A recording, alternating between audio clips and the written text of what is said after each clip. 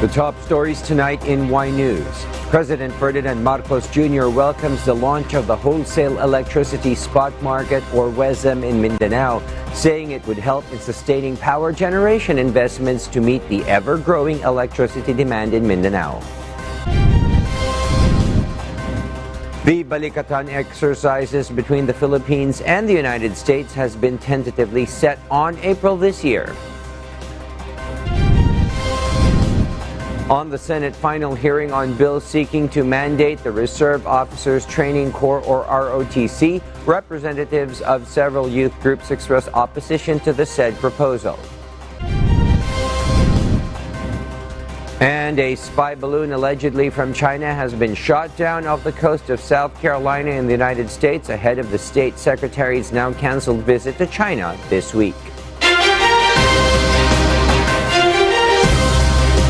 Good evening, Philippines and the world. Today is Monday, the 6th of February, 2023. Join us in the next hour as we deliver today's top stories around the Philippines and in other parts of the world.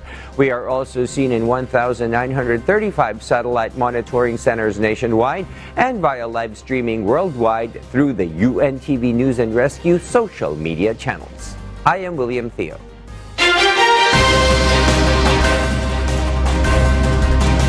First in the news, President Ferdinand Marcos Jr. expects the launching of the wholesale electricity market, or WESM, in Mindanao will lower power rates in the region. Meanwhile, PBBM visited indigent patients at the National Kidney and Transplant Institute, or NKTI. Nel Maribuhok reports. President Ferdinand Marcos Jr. expects the launching of the wholesale electricity spot market, or WESM, in Mindanao will prop up investments and economic activity in the region, particularly in manufacturing and other energy-intensive industries that will generate jobs and opportunities for the people. According to Presidential Communications Office, WESM is a centralized venue for trading electricity for large-scale buyers and sellers. It aims to establish a competitive, efficient, transparent, and reliable market for electricity. PBBM believes the power rates in Mindanao will go down with the launching of WESM. For the lowering prices of fuel in the world market, that this will lead to a lower cost, not only for our industrial partners, but also for our household consumers. Meanwhile, President Marcos Jr. visited the indigent patients of the National Kidney and Transplant Institute during its 40th founding anniversary celebration. In his speech, the president vows to support the initiatives of NKTI. So we are committed to supporting the NKTI in all these noble endeavors. And together, I am confident that we can rise to the challenge of fighting kidney and renal disease so that our people can live better, live longer lives. The NKTI is the premier medical institution in the Philippines that caters to patients in need of transplantation program for kidney, liver, pancreas, stem cell, and bone marrow. Nel Maribuhok, UNTV News and Rescue. We serve the people, we give glory to God.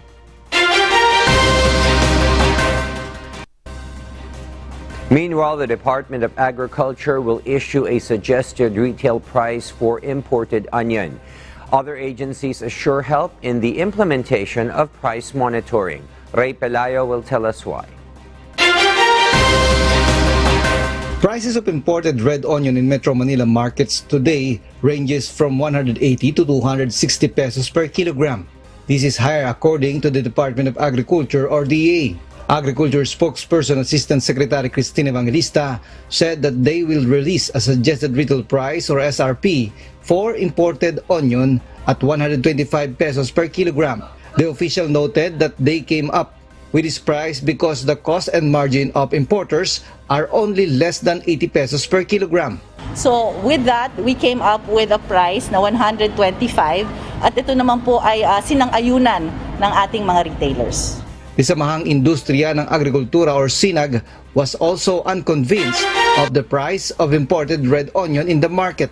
Na source out natin na presyo dun sa mga nagbebenta sa Divisoria, nasa 850 per 9 kilos.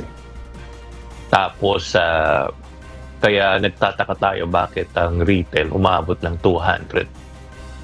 DA will join force with other department to monitor the price of onion. Siguro ang bago ngayon, ma'am, is yung involvement ng DILG and yung Local Price Coordinating Council, and the market masters will definitely play a big role dito para mapasunod niya po yung mga retails na sinasakupan ng palengke na kanya naman pong pinamumunuan.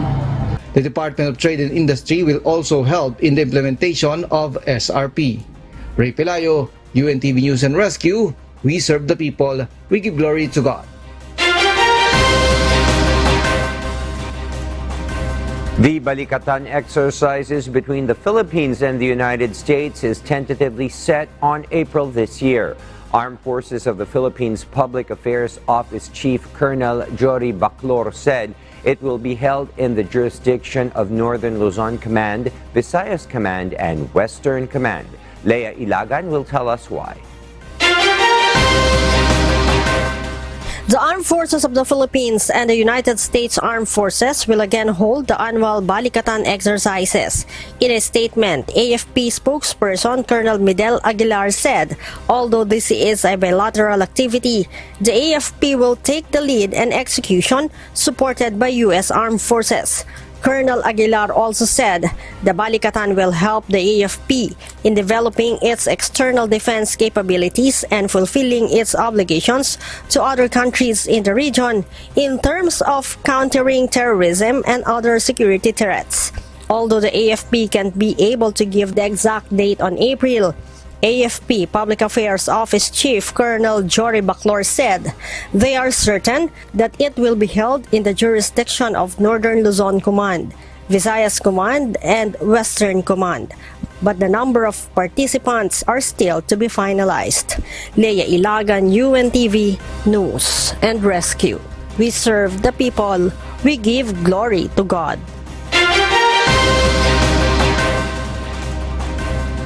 The Philippine government will formally deport the 2 Japanese fugitives tomorrow morning. Dante Amento has the story. Japanese fugitives Kyoto Imamura and Toshiya Fujita will finally be deported tomorrow morning, February 7, back to Japan. Imamura and Fujita have been cleared of their cases in the Philippines. 2 are sure to be deported tomorrow, but hopefully we can deport everyone by tomorrow. Justice Secretary Crispin Rimulya said the 2 others, including Yuki Watanabe, an alleged leader of a robbery group in Japan, have still pending cases. They have a scheduled trial tomorrow at Pasay City Regional Trial Court. Rimulya stressed they will immediately deport them once they are cleared of their cases. The case will be resolved favorably in favor of the government interest to deport the 2 Japanese who are still not yet clear as of now. But we believe that we may succeed with the deportation in the soonest possible time. The deportation of the 2 Japanese fugitives will be ahead of the state visit of President Ferdinand Marcos Jr. to Japan starting on Wednesday, February 8. Dante Amento, UNTV News and Rescue. We serve the people. We give glory to God. Acting Bureau of Corrections or Bucor Chief General Gregorio Catapang Jr. filed administrative and criminal complaints before the Department of Justice or DOJ this Monday morning, February 6. The respondents are suspended Bucor Director General Gerald Bantag and 6 other corrections officials. The plunder complaint is due to the unfinished 900 million pesos correctional projects, but the projects were allegedly declared almost done. They have falsified the accomplishment reports. For example, at Iwahig, the government paid about 93%, where in fact only 57% were completed. With respect to Davao, 95% were already paid, where in truth and in fact only about 59% or 57% were completed. And for the Leyte, about 80% were already paid by the government, and only 47% of the work were completed. Hindi pa tapos yung hindi pa nga na-turnover sa amin eh. How can it be finished? Bantag's camp, meanwhile, has not yet provided any comment over the issue.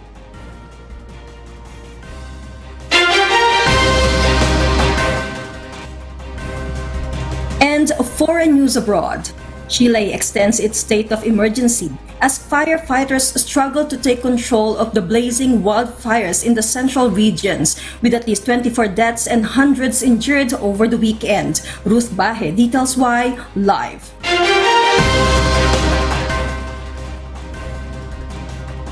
Good evening, Ruth. Good evening, Elsie.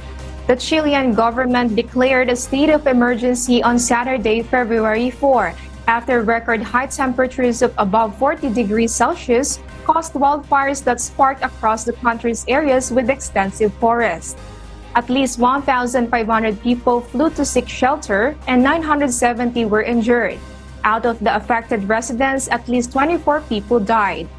Some 270,000 hectares of land with around 800 homes were destroyed, and 260 fires are still burning across the regions, 28 of which are dangerous according to National Forestry Agency. Chile's Interior Minister Carolina Toja noted that the recent fires should serve as another reminder of the effects of the climate emergency. Meanwhile, Chilean officials reported that Spain, the United States, Argentina, Ecuador, Brazil, Venezuela, and others had provided supports, including planes and firefighters. Back to you, Elsie. Thank you, Ruth Bahe, reporting live from Vietnam. We'll share more global stories with you later, but for now, back to you, William. Yes, thank you, Elsie. And for those watching our live streaming on YouTube, please click the subscribe button you see on your screen and ring the bell for notification. You may also follow us on Facebook. Several youth groups opposed a proposed revival of the Mandatory Reserve Officers Training Corps, or ROTC. Meanwhile, a medical expert says there is not enough basis to back up the claim that military training can cure mental health problems. Harleen Delgado will tell us why. On the final hearing of the Senate Committee on Higher Technical and Vocational Education on bills seeking to mandate the Reserve Officers Training Corps, ROTC, representatives of several youth groups expressed their opposition to the proposal. The Akbayan Youth says there are many ways for the youth to show their love for country than mere military training. Kaya po sa panukalang gawing mandatory ang ROTC, naniniwala po kami na nawawala ang kalayaan ng ating mga kabataan na piliin ang programa para tumulong sa bansa na nararapat sa talento nila. Ngayon po, ang Pilipinas ay wala sa gyera. Ang Pangulo na natin mismo, si Ginoong Marcos, ang umamin sa Davos na hindi military solutions ang magiging approach sa China sa West Philippine Sea. The Student Council Alliance of the Philippines also disagreed with the measure, noting that the government should first address the crisis in the education sector. Gamitin na lang po sana natin itong pondo na ito sa kailangang 86 billion ng Department of Education sa mga silid-aralan dahil nagkukulang pa tayo ngayon ng 91,000 classrooms. At gamitin ito para makapag-hire ng guidance counselors dahil tumataas yung cases of suicide from students. Instead of making ROTC mandatory, the youth groups propose to expand the National Service Training Program, or NSTP, such as teaching, rescue and disaster response, and fighting disinformation. However, Senator Ronald De La Rosa and other government agencies defended the mandatory ROTC, saying that it is high time for the Filipino youth to be trained to be disciplined and to respond to emergencies, including war. So kung sinasabi ng ating gobyerno na kailangan namin kayo, kabataan, dahil tayo'y ini-invade na ng China, kailangan namin na mag-serve kayo sa military, paano magamit itong mga kabataan kung sila ay hanggang literacy service lang? Pag sabi ng commander, lock and load, hindi nila alam. Sabi nyo lang na ayaw namin sa ROTC, gusto namin expanded NSTP. Ayaw nyo lang talaga sa ROTC. Nagkakakitaan ng schools yung NSTP. They can offer any program of instruction that they like. Hindi standard yan. Hindi rin naman na-account ng ayos Hindi nabuo yung National Service Training Corps. For Defense Secretary Carlito Galvez Jr., military training could even cure mental health problems. Yung survival instinct na handon. So yung sinasabi natin yung mental problem, it can be cured. Kasi yung frustration tolerance ng isang tao tataas.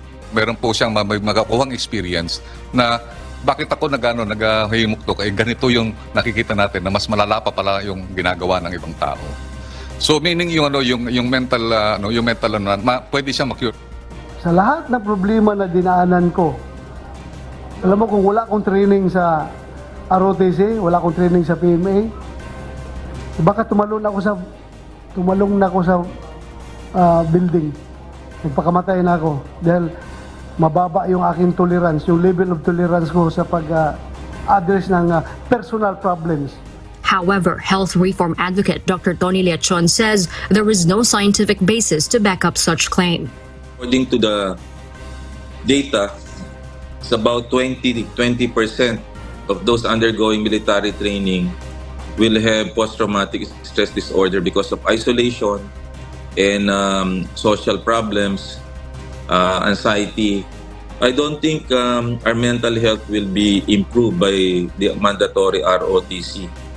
Hindi scientifically proven. In fact, if you research on the WHO, though hindi pertaining to that one, ang taas ng mental health problems sa adolescent. Baka pag dinagdag natin ito, lalo ma-stress ang mga bata. De La Rosa plans to report to the plenary the results of the hearings before session adjourns in March. The lawmaker is optimistic that the bill will become a law this year. Harleen Delgado, UNTV News and Rescue.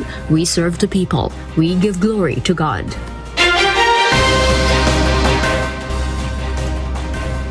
With 240 lawmakers who voted in favor, House Bill number 1270, or the Eddie Garcia Act, has been approved on final reading in the House of Representatives. The said bill was named after the late veteran actor Eddie Garcia, who died in 2019 after tripping on loose cables during a television shoot. Garcia suffered cervical cracks and fractures which led to his death. One Pac-Man party list representative, Mikey Romero, said Garcia's death highlighted the need for a safe workspace for entertainment industry workers. The law also aims to protect them from abuse, harassment, dangerous working environment, and exploitation. Transport groups went to Civil Aviation Authority of the Philippines to submit their demand letter amid the illegal operation of private motor vehicle inspection centers, or PMVIC. Their representative said that there are loopholes in the PMVIC order. Bernadette Tinoy will tell us why.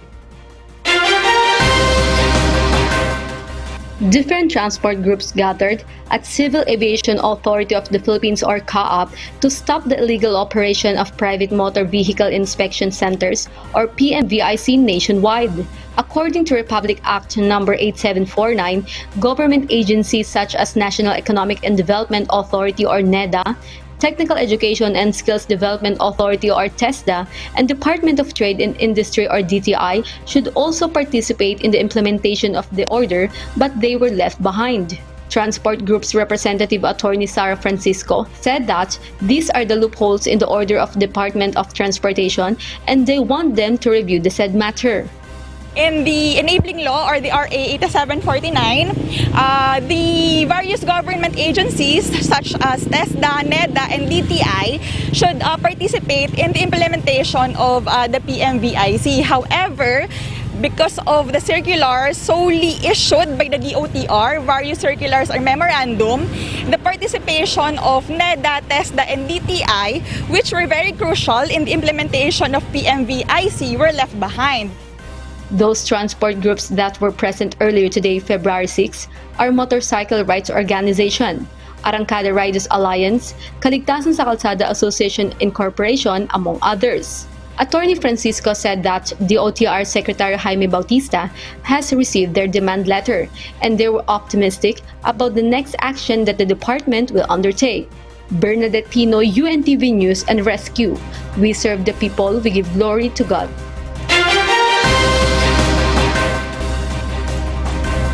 The House of Representatives has approved on third and final reading a bill that would provide protection and relief to 1.5 million Filipino freelancers. With 250 votes in the affirmative, the chamber passed House Bill number 6718, or the Freelance Workers Protection Act.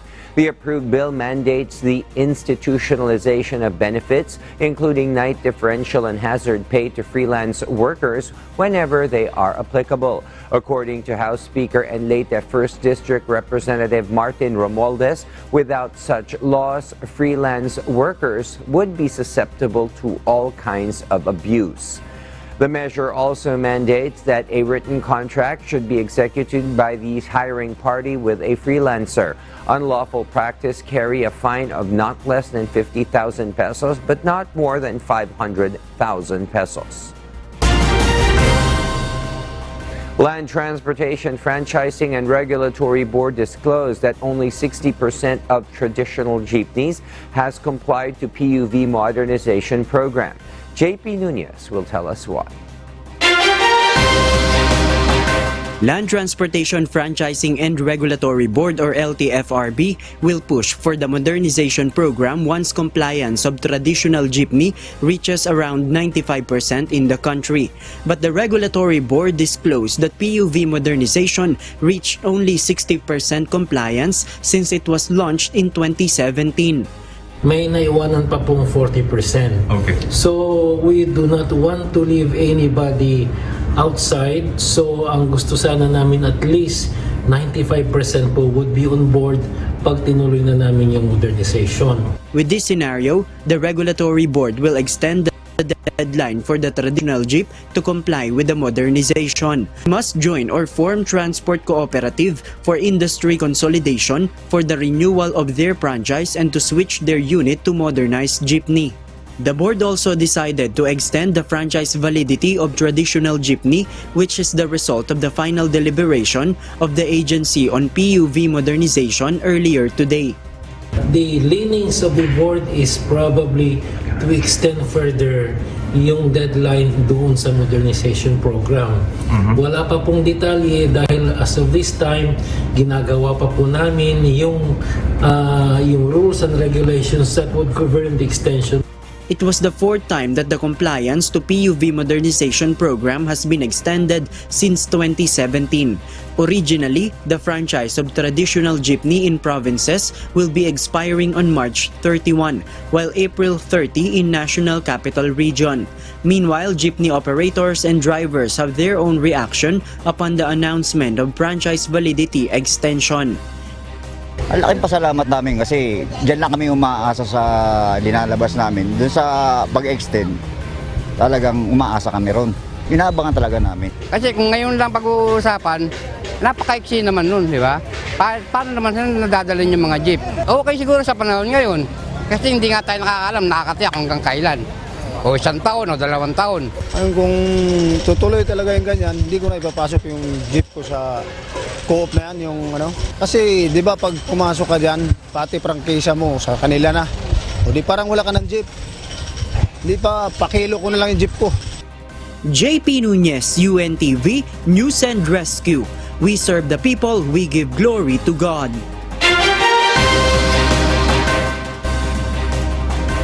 The House Committee on Constitutional Amendments has reconvened to discuss a proposed amendment of the 1987 Constitution.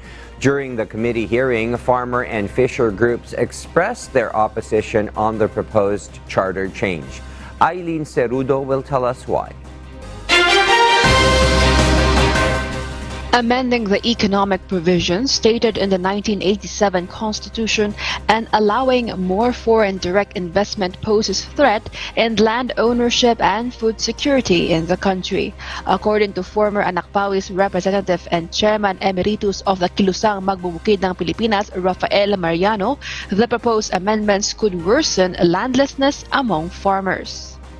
Hindi po nakabase sa tayo'y natatakot lamang. Kung ibubuyang-yang natin sa dayuhang pagmamayari ang mga lupain sa ating bansa, baka magising po tayo, Mr. Chairman, isang araw, pag-aari na ng mga dayuhan ang ating mga lupain sa ating bansa. The pambansang lakas ng kilusang mamalakaya ng Pilipinas o pamalakaya also raised concerns that amending the economic provisions would lead to more foreign fishing fleets in the country. The said groups are also against the proposed term extension of national government officials. Meanwhile, political experts say an amendment is needed, stating that the foundation of the law is weak and needed to be changed. According to Professor Edmund Tayao, Undersecretary of the National Coast Watch Council, there is work needed to be done.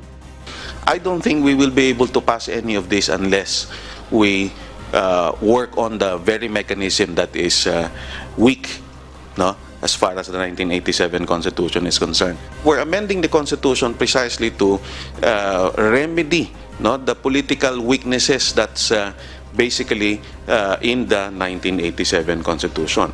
So we have to amend it to strengthen accountability, no, and perhaps consider other reforms later.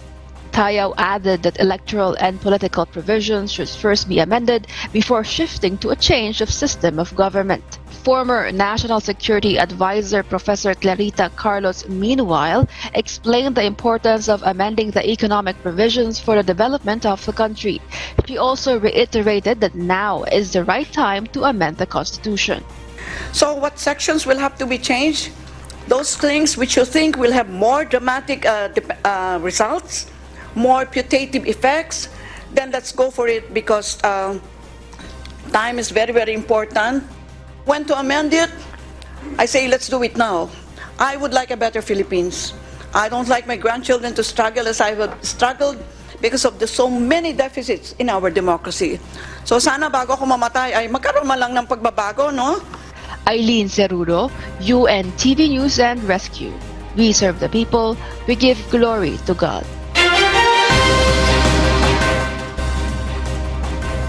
A spy balloon allegedly from China has been shot down off the coast of South Carolina in the United States ahead of the state secretary's now cancelled visit to China this week. Marvy Delphine will tell us why live.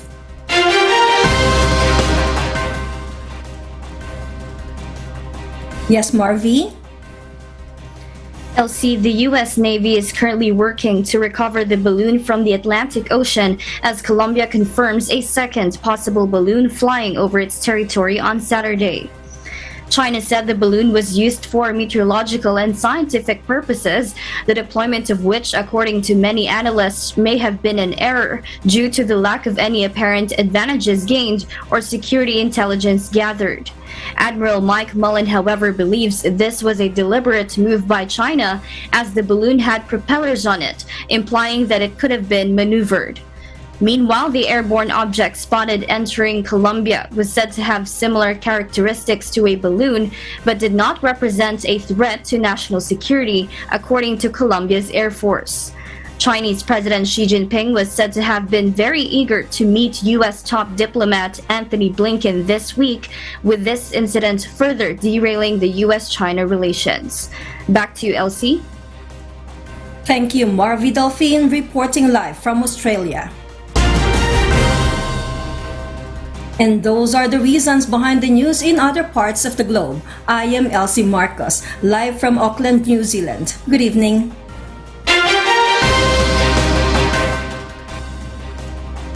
The Commission on Elections, or COMELEC, still rules out special election in Valenzuela City 1st District. This is while the House of Representatives appoints legislative caretaker in replacement of Social Welfare and Development Secretary Rex Gatchalian. Asher Kadapan Jr. explains why.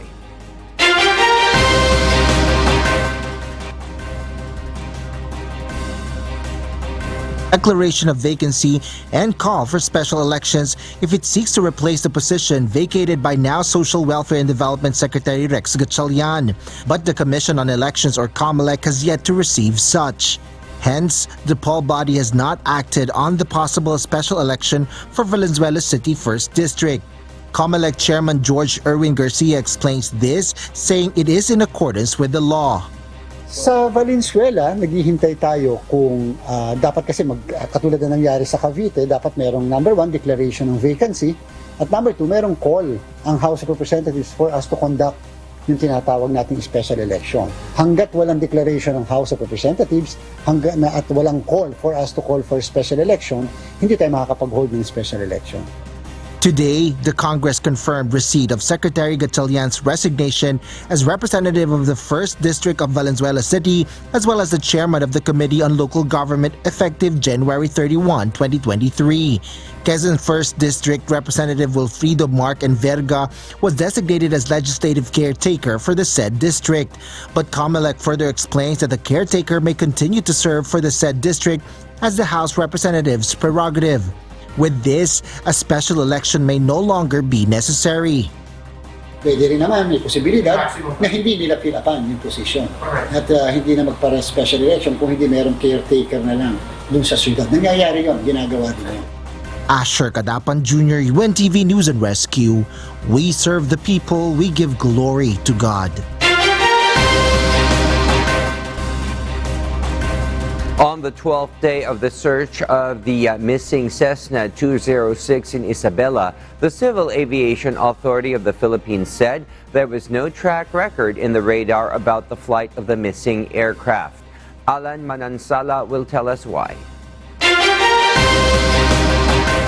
After a communication done by the Incident Management Team or IMT Isabela with the Civil Aviation Authority of the Philippines or CAAP, they said that the Cessna 206 allegedly flew low. This was based on CAAP's records from the radar station in Apari, Lawag, Clark, and Tagaytay when they checked its track after it went missing. But they were not able to track the 206 aircraft, possibly because it didn't fly high.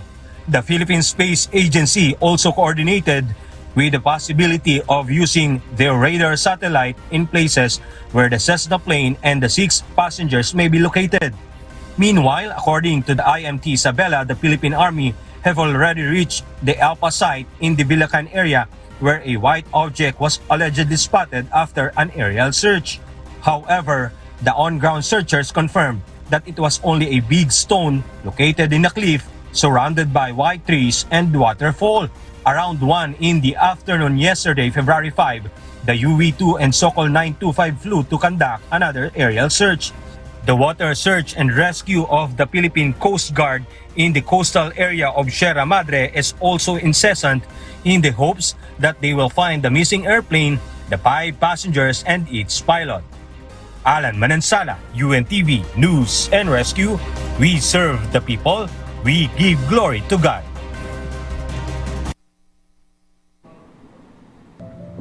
Our kasangbahay, as the world faces these trying times amid the pandemic caused by coronavirus, we are inviting everyone to join the global prayer for humanity.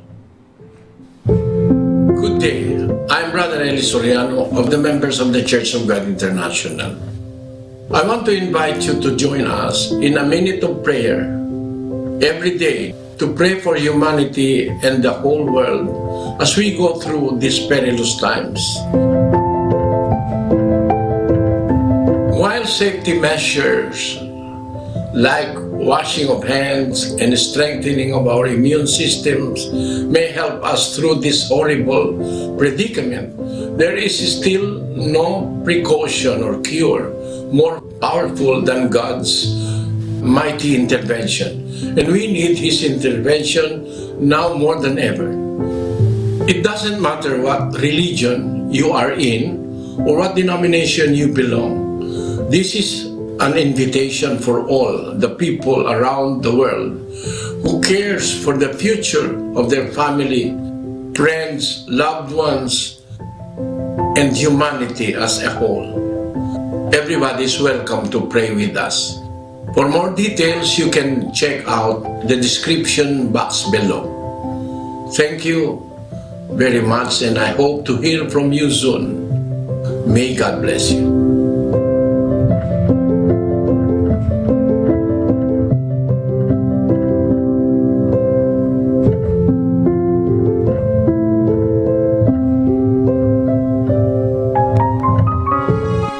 And before we close, we will leave you with the word giving glory to God from the book of 1 John chapter 3 verse 18. It says, My little children, let us not love in word, neither in tongue, but in deed and in truth.